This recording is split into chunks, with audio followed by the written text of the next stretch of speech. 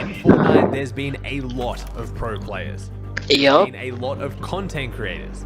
But rarely has someone managed to succeed so heavily at both. From playing in the biggest tournaments in the world to creating content that changed the internet. Clix? You already know who I'm talking about. It's the big Clix. From a 14-year-old kid qualifying to the World Cup 6 times to being the face of Fortnite. Hold on. First of all, I'm pretty sure it's 5. Yeah. Right? Night on Twitch. But how did we get here? Cody Clix Conrad was born in Connecticut, United States on January 7th, 2005. Bro, he was born in Connecticut? I didn't know that. He first began his gaming journey at the age of 5 on Minecraft and Call of Duty. He would sneak in. Age of 5? He started playing Call of Duty at 5? Bro, what? To his brother's room and use his PC. Even at this young age, he realized his dream was to become a professional gamer. He always knew he was good at video games, but it was with the introduction of Fortnite that his dreams of becoming a professional gamer could finally come true. Fortnite was exploding and creating careers overnight. Ah! There was Cypher, bro. Let's go! No! He's under us! Hey, Tim, let's go! Oh! Come here, Jimmy. Comment and subscribe below to the channel.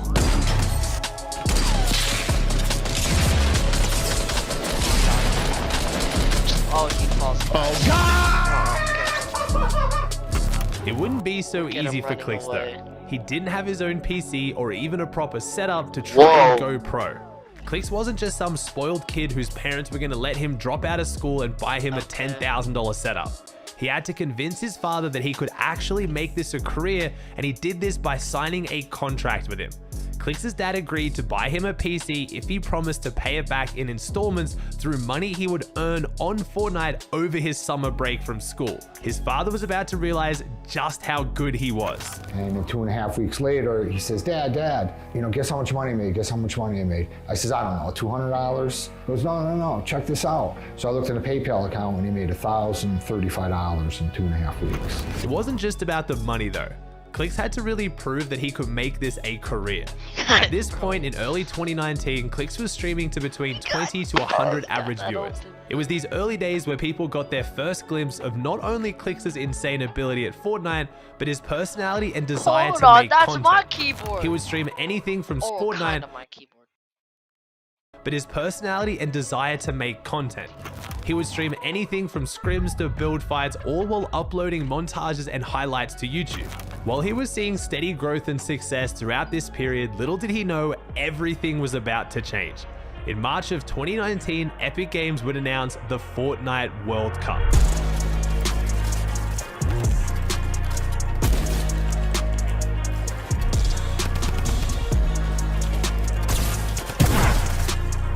I don't think he knows that he's got the health advantage, because otherwise he would just drop down, right? Like, Perplexity would have had to land double shotgun shots. Yeah, he's just gonna wait it out. I mean, he is 3 pounds. Clix being a potential favorite to qualify was picked up by Misfits Gaming before the qualifiers even began. This was it. He was now a professional gamer. However, the job was far from done. With millions of players competing around the world and only 100 solo and 50 duo spots, you had to be the best of the best. And without a doubt, Clix was. Oh, wow. Oh, he got him on the baller, got the kill. Let's go!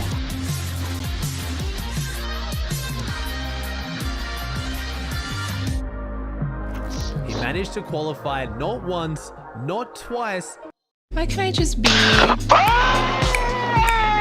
Sax.com says I can. Give the rewards people love any day of the year. More rewards, less hassle. Order today. But 5 times to the Exactly. Hold on.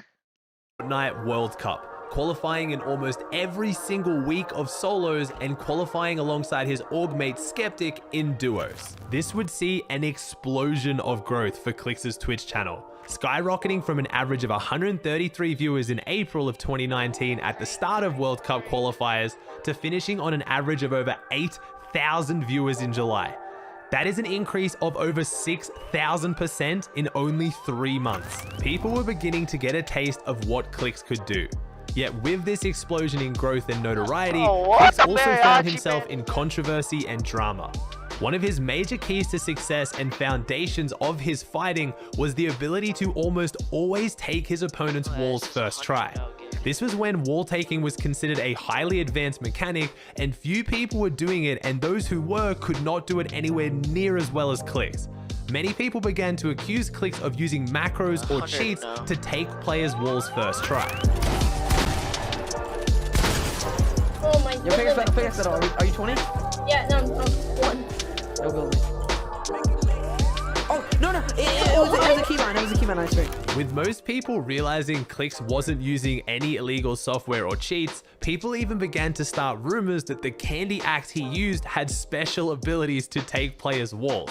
People couldn't believe he was just that good. All this drama only fueled Clix's growth, and coming into the World Cup, he was one of the favorites to take home the crown in solos. Ladies and gentlemen, it was such a disappointment from him, bro. He got beat.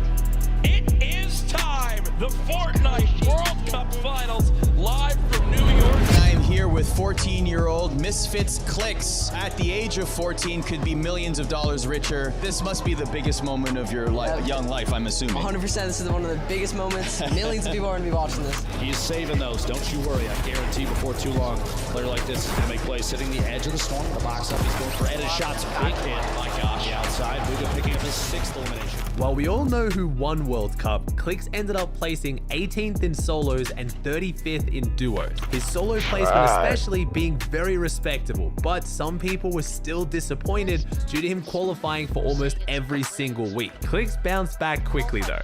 Fortnite was about to see trios become the competitive game mode for the first time ever, and Clix found himself playing alongside the 2 biggest names in the scene, FaZe Sway and Tfue, which led to some incredible content. Yo, we can take height, I RPG'd him out. Nice. Let's go, build! Craig! I knocked one. I'm getting focused. I'm high! Hey, I'll see you guys in a sec. God damn! However, it unfortunately didn't lead to the placements they were looking for. Clix, Spades, and Crims, however, were a different story. Placing first in numerous weeks of FNCS Season X qualifiers, they were one of the favorites going into the grand finals. Yeah, While not being able to bring home the title, a 7th place was still a very solid finish. This did begin to spell the story of Clix's competitive career. While I would have put it nicer, Mongrel did sum it up while talking to Clix about his placements. Why did you place the solo World Cup? So we're not even on to Shut up!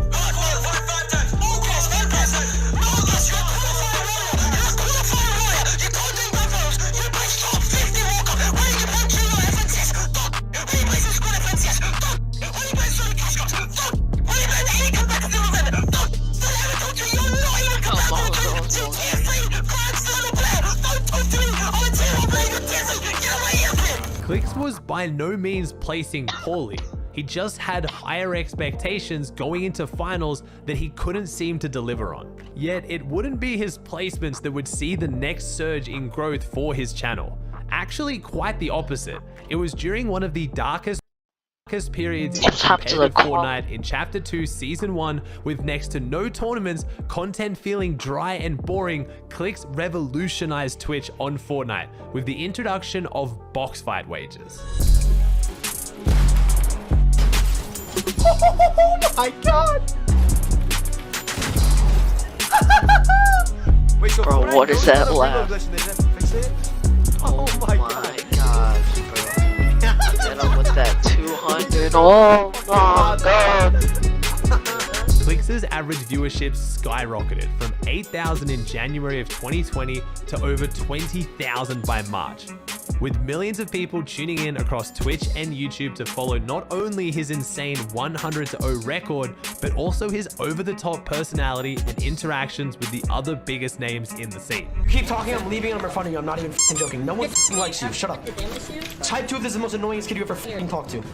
Oh my god. This was when people truly got to see what I believe to be the key to Clix's success.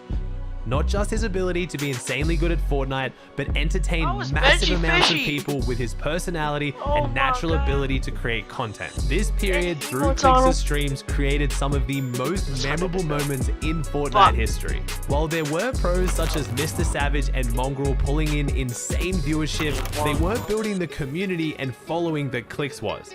It was around this time I truly believe Clix made a conscious decision to continue pursuing competitive Fortnite, but use his platform to build a community that would survive past Fortnite. With this, in July of 2020, Clix would announce his signing to NRG in one of the biggest org announcements in Fortnite history, becoming the crowning jewel in unarguably the most stacked roster in Fortnite. With a few solid finishes throughout squads and solo FNCS, it was in Chapter 2, Season 4, the Marvel season, and the return of trios that Clix looked like he was going to finally break the grand finals curse. Paired up with veteran IGL Bizzle and one of the newest, scariest fighters in the game, Illest, things were looking great, and during the qualifiers they secured a 4th, 5th, and 2nd. However, the finals would yet again prove to be Clix's downfall, placing in 14th. The Clix curse was looking like it would never be broken. The last 5 FNCSs in a row, all following the same pattern. Consistent high placements in the qualifiers to then struggle in the finals. To break this curse would require one of the most stacked teams we've ever seen. Dropping right on 37. 130? That Look at their team, bro! Look at that team! Face this soul. Come on, Terra! Nice, get the loot quick. Nice! Let's go, Bizzle! Let's go, baby! Let's go, Bizzle! After placing 3rd in the last trio FNCS, Booga's decision to split with Avery and Jampa to instead play with Clix and Bizzle confused a lot of people, but it did look like the team to break the Clix curse. Our 5th place. Not the FNCS crown many were hoping for, but the best placement Clix has had in an FNCS Grand Finals ever. And with another season of trios around the corner and the team sticking together, things were looking good. Sadly, Chapter 2 Season 6 would prove to be the worst performance of all 3 members' careers. Getting locked into a heated spawn battle against Gabe, Tahi, and Sprite at Sweaty Sands, they didn't even make it into the reboot rounds, meaning they had no chance to qualify for the grand finals. The fallout of this team's performance can still be seen today.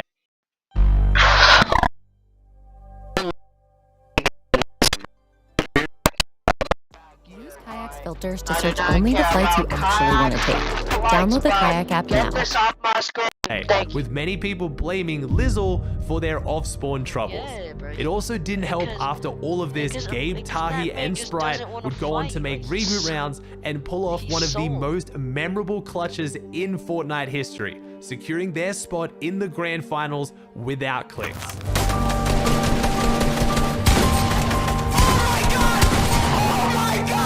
Oh my god, 1v2 situation. Oh my god! Now it's a 1v1 situation. Sprite, 6 kills left. If he clutches this 1v3, this is the most clutch play we've ever seen in Fortnite competitive history. I don't think there's been anything better. Oh my god. No! Calc! What are you doing? You just got 1v3'd. Bro, look at Ronaldo. Clix did not bounce back well from this performance, going on to struggle in all remaining FNCS tournaments for the rest of Chapter 2. It was time for change. It was time for a new era. It was time for IGL Clix. If you don't know competitive Fortnite at a high level, most teams will have a designated IGL or leader, the player who calls the shots and makes the decisions. While this takes a lot of experience and understanding of the game, if you want to have full control over your performance, this is the role you need to be. With the announcement of duos as the competitive game mode for all of 2022, Clix, sick of the Clix curse and wanting to take things into his own hands, found the scariest duo he could in Day and decided to try his hand at leading. He got Debbie. 200. Idiot. How many? 100? 200. Oh my god! Box? 100? Full box? Quick level? Let's go, baby! Oh my god! Come on. No longer just doing zone wars and box fights on stream for content, but actually hitting the VODs, getting a coach, and taking his performances into his own hands. This was not even diving into the deep end. This was flying headfirst into the ocean. Clix, never having IGL'd before, was gonna try and take the reins over one of the most aggressive and difficult fraggers to control in the history of Fortnite. Things were off to a slow start for the NRG duo in Chapter 3 Season 1, placing 27th in the first qualifier and 16th in the second qualifier. Many people questioning Clix's decision to IGL, telling him he should just stick to fragging. However, a 6th place in semi-finals had a lot of people surprised and began to pay attention. Maybe a slow start but strong finish would finally break the Clix curse, and the team ended on a very respectable 7th in Grand Finals. While not the best performance of Clix's career, his first time in a new role shocked many with his ability to mature as a player and a person. Things were looking up. With another season of duos, Clix and Day would run it back, but unfortunately could not replicate the same success. After an up and down qualifying run, they made it to the grand finals only to place 35th. Almost everyone in the community, myself included, urged Clix to go back to being a fragger as he was wasting his mechanics and wasn't going to make it as an IGL. We couldn't have been more wrong. Clix decided to split with Dave, but instead of finding an IGL, decided to trust his instincts and pick up Dukes and give it one last shot. And thank God he did. This boy's a sweat, bro.